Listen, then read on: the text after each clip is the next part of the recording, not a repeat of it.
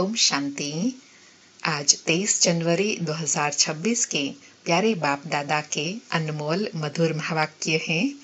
आज की मुरली के सार में बाबा ने मुरली का महत्व बताते कहा कि बाबा आकर मुरली बजाते हैं। मुरली सुनाना माना ज्ञान देना, गायन भी है ना, तेरी मुरली में है जादू। तो बाबा कहे वह कौन सा जादू है? जिस मुरली को सुनने से तुम मनुष्य से देवता बन जाते हो, तो जादू हुआ ना। यह कोई वह जादू नहीं है, यह तो ज्ञान से परिवर्तन होता है। और प्रश्न पूछते हुए कहा कि ज्ञान किसको कहा जाता है? एक तो स्वयं की व बाप की पहचान और सृष्टि के आदि मध्य अंत की नॉलेज को ज्ञान कहा जाता है, जिस ज्ञान से ही सद्गति होती है। फिर देवी गुणों की धारणा के लिए कहा कि तुम बच्चों के मुख से सदैव ही ज्ञान रतन निकलने चाहिए। ज्ञान सागर बाबा तुमको ज्ञान रत्नों की थालियां भर भर कर देते हैं, तो तुम्हारा मुखड़ा सदैव हर्षित रहना चाहिए, जैसे देवताओं का है। बाबा कहे देवी गुण हो तो समझा जाए ज्ञान की धारणा है। ज्ञान की धारणा वालों की चलन देवताओं मिसल होती है, कम धारणा करने वालों की चलन मिक्स रहती है। और बाबा कहे जिनकी धारणा होती जाती है उनका गाली देना, ग्लानि करना सब बंद हो जाता है। तुम बच्चों को ज्ञान मिलता है, उस पर अपना विचार सागर मंथन करने से फिर अमृत मिलेगा। और अटेंशन दिलाते कहा कि विचार सागर मंथन ही नहीं करते हैं तो बाकी क्या मंथन होगा? आसुरी मंथन, उनसे और ही किचड़ा निकलेगा। इसलिए बाबा कहे अपने से पूछना चाहिए, हमारे में सब देवी गुण हैं या कोई आसुरी अवगुण है?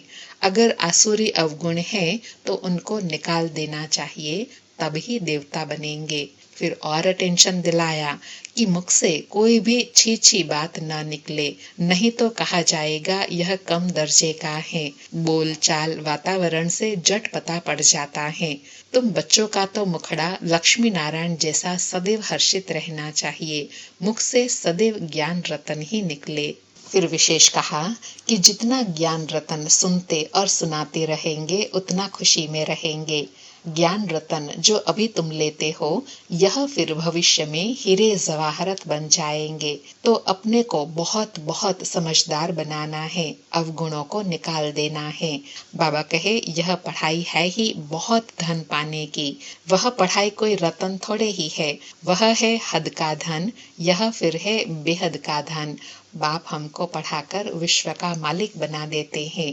सतयुग में अभी के पुरुषार्थ से ही अकीचार धन मिलता है। यह धन फिर अविनाशी बन जाता है, क्योंकि बाबा कहे यह अविनाशी ज्ञान रतन ही फिर सतयुग में स्थूल धन में परिवर्तन हो जाएगा। जितनी अभी ज्ञान रत्नों की धारणा उतना सतयुग में साहूकार बनेंगे। और साथ में कहा कि सतयुग में अच्छे ही कर्म होते हैं, क्योंकि अभी का वर्षा वहाँ मिलता है। फिर अटेंशन दिलाते कहा कि कितने अच्छे अच्छे बच्चे माया से हार खा लेते हैं। माया बड़ी प्रबल है, फिर भी बाबा उम्मीद रखते हैं। जो एकदम चट खाते में अर्थात अधम से अधम बन जाते हैं, ऐसे का भी बाप आकर उद्धार करते हैं। नहीं तो जैसे कहते हैं ना, अंत काल जो स्त्री सिमरे वल वल वैश्या योनि में जाए, तो बाबा कहे उनकी बुद्धि में फिर अधम पना रह जाता है, पद भी भ्रष्ट हो जाता है। फिर सेवा के लिए कहा कि जो सर्विसेबल बच्चे हैं उनका विचार सागर मंथन अच्छा होता है, उनको धारणा भी अच्छी होंगी। विचार सागर मंथन ही नहीं करते हैं तो बुद्धू बन पड़ते हैं। बाबा कहे मुरली चलाने वालों का विचार सागर मंथन अच्छा चलता होगा। और साथ में कहा बच्चों को सर्विस में उम्मीद रखनी है। उम्मीद रखना माना सर्विस का शौक है, बच्चों को सर्विस में कभी थकना नहीं है। और लास्ट में कहा एक अल्फ को ही याद करना है, उनको याद करने से बेबादशाही मिलती है। बाबा अभी बादशाही भी देते हैं, ज्ञान भी देते हैं, अपना बच्चा बनाते हैं, तो बच्चों को कितनी खुशी होनी चाहिए।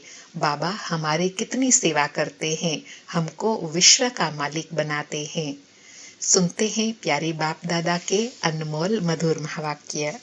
आज बाबा कहे मीठे बच्चे, तुम्हारे मुख से सदैव ज्ञान रतन निकलने चाहिए, तुम्हारा मुखड़ा सदैव हर्षित रहना चाहिए। आज मुरली से प्रश्न है, जिन बच्चों ने ब्राह्मण जीवन में ज्ञान की धारणा की है उनकी निशानी क्या होंगी? उत्तर में आज बाबा ने ज्ञान की धारणा की 4 निशानियां बताई।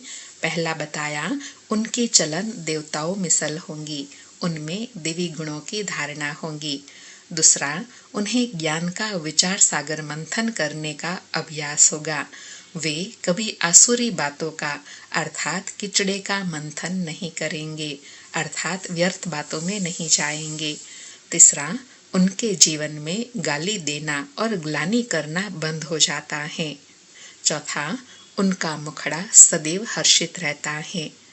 सारी मुरली से धारणा के लिए सार है। पहला पॉइंट, अपने हर्षित मुखड़े से बाप का नाम बाला करना है। ज्ञान रतन ही सुनने और सुनाने हैं। गले में ज्ञान रत्नों की माला पड़ी रहे। आसुरी अवगुणों को निकाल देना है। दूसरा पॉइंट, सर्विस में कभी थकना नहीं है। उम्मीद रख शौक से सर्विस करनी है। विचार सागर मंथन कर उल्लास में रहना है। आज प्यारे बाबा का वरदान है, कंफ्यूज होने के बजाय लूज कनेक्शन को ठीक करने वाले समस्या मुक्त भव। कंफ्यूज होने के बजाय लूज कनेक्शन को ठीक करने वाले समस्या मुक्त भव। स्पष्टीकरण है, सभी समस्याओं का मूल कारण कनेक्शन लूज होना है। सिर्फ कनेक्शन को ठीक कर दो तो सर्वशक्तियाँ आपके आगे घूमेंगी। यदि कनेक्शन जोड़ने में 1-2 मिनट लग भी जाते हैं तो हिम्मत हार कर कंफ्यूज न हो जाओ। निश्चय के फाउंडेशन को हिलाओ नहीं।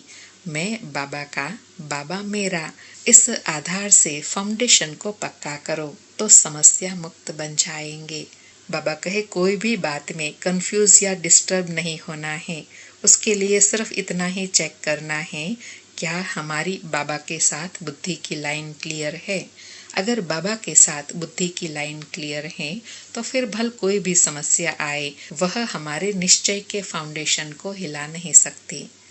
आज का स्लोगन है, बीज रूप अवस्था में स्थित रहना, यही पुराने संस्कारों को परिवर्तन करने की विधि है। बीज रूप अवस्था में स्थित रहना, यही पुराने संस्कारों को परिवर्तन करने की विधि है। आज के अव्यक्त इशारे हैं, इस अव्यक्ति मास में बंधन मुक्त रहे, जीवन मुक्त स्थिति का अनुभव करो। आज की प्रैक्टिस बताई कि जब सेवा में व अपने पुराने संस्कारों को परिवर्तन करने में सफलता नहीं मिलती है तो कोई न कोई विघ्न के वश हो जाते हो, फिर उनसे मुक्त होने की इच्छा रखते हो, लेकिन बिना शक्ति के यह इच्छा पूर्ण नहीं हो सकती।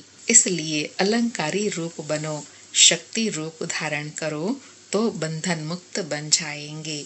बाबा कहे बंधन मुक्त बनना है तो अपने शक्ति स्वरूप को इमर्ज करो, अलंकारी स्वरूप को इमर्ज करो तो बंधनों से सहज मुक्त हो जाएंगे, सफलता स्वरूप बन जाएंगे। अच्छा, ओम शांति। शुक्रिया बाबा, शुक्रिया।